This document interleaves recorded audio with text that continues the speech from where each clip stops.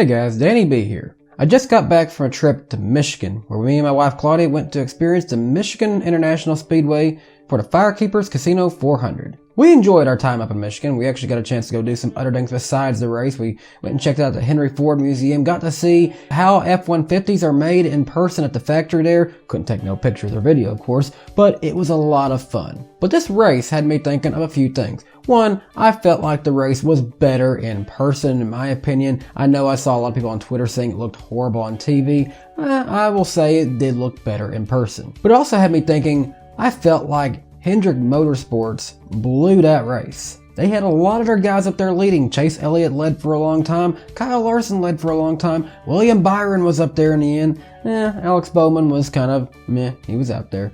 But they had 3 competitive cars, but in the end they lost it to a Ford and Ryan Blaney. However, I will say this is not the Michigan race where Hendrick Motorsports blew it. That honor goes back to the year 2013. Now the year before was a huge year for Hendrick Motorsports in 2012. Obviously, Dale Earnhardt Jr., the sport's most popular driver, his last win had come at Michigan in 2008.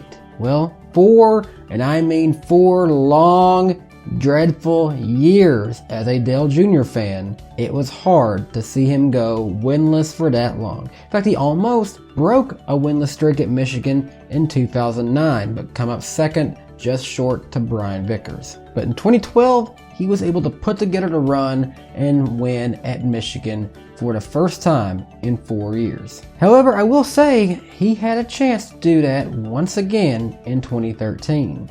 In fact, a lot of Hendrick's guys had a chance to win that race, but they blew it. And I mean that literally. Let's talk about the 2013 Quicken Loans 400, the race that Hendrick Motorsports blew at Michigan. Coming into this race, the championship battle, which was still ahead of the NASCAR playoffs, but the championship battle was between Jimmy Johnson, who had 521 points, and second place was Carl Edwards with 470 points. So that's a good, decent gap between Johnson and Edwards. Clint Boyer was also in third coming into that race at 452 points, and Dale Earnhardt Jr. was ranked 4th in the point standings coming into that race. Before this race, there were 3 practice sessions and 1 qualifying session. The first practice session gave us a chance to see maybe who could be the guys to watch out for this weekend. During that first practice session, we would see Hendrick Motorsports driver Kasey Kahne quickest with a fast time of 35.889 seconds. Kurt Busch followed up in second, Aric Almirola was third, Kevin Harvick was 4th, and Dale Earnhardt Jr. rounded out the top 5 fastest times in practice 1.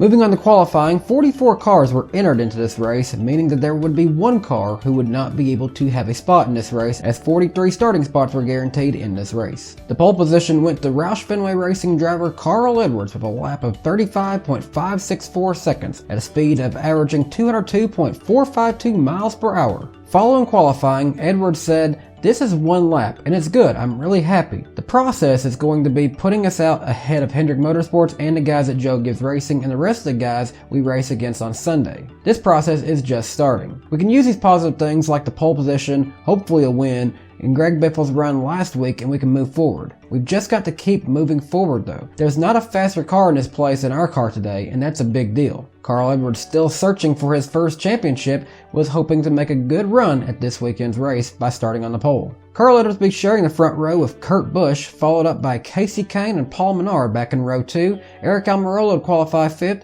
Joey Logano, Austin Dillon, Matt Kenseth, Kyle Busch, and Juan Pablo Montoya would fill out the remaining top 10. The driver who would end up failing to qualify in this race was Scott Riggs. And therefore, the 43-car lineup was set to go, and we move on to the race. It began with drama instantly. Kurt Busch collided with pole sitter Carl Edwards in turn 2 of the opening lap in an attempt to grab the lead. After that collision, Carl Edwards would lose a lot of spots as a result of this, but Kurt Busch would take the lead and go out in front. However, it wouldn't take long for us to be reset, as the caution would fly on just lap 6 after Bobby Labonte got loose and spun in turn 2. However, this is where Hendrick Motorsports' day begins to go sour.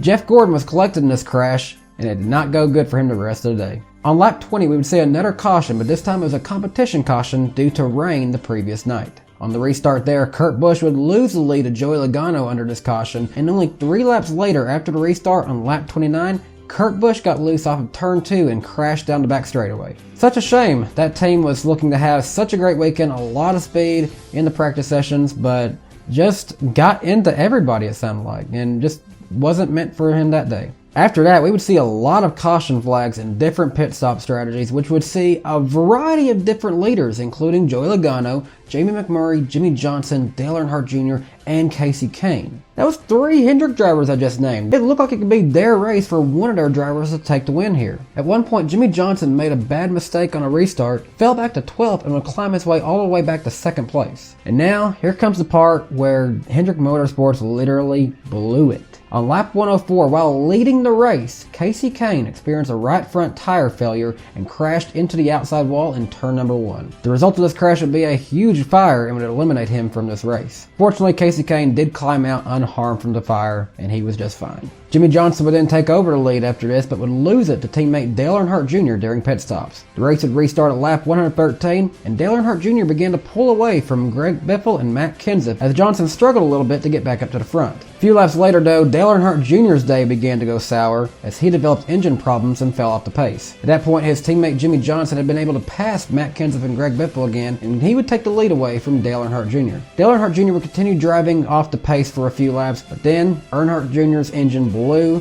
bringing out another caution on lap 131. Now that was 3/4 of Hendrick Motorsports out of the race after looking like they had a good shot to win it. The highs of last year's win for Dale Earnhardt Jr., they were over. It was up to Jimmy Johnson to try to win this one now for Mr. H. Johnson would take 4 tires on pit stops after that caution, but he'd fall back to 20th place, and Carl Edwards took the lead ahead of Joey Logano, Matt Kenseth, and Greg Biffle. When the race restarted on lap 136, Greg Biffle worked his way past both Matt Kenseth and Joey Logano into second, and he proceeded to chase down his teammate Carl Edwards. He'd eventually pass him for the lead on lap 150 and was quickly pulling away after that. Another tire failure for another Chevy team as Jamie McMurray would experience this and would collide into the wall in the middle of green flag pit stops. Unfortunately, when this happened, Carl Edwards was already a lap down because he had pitted already. This would kind of put him out of contention because yes, he would get his lap back during the caution, but you get the lap back, you're still in the back. And it's a long ways to go when we're done with the last pit stop and you know there's not much of a race left.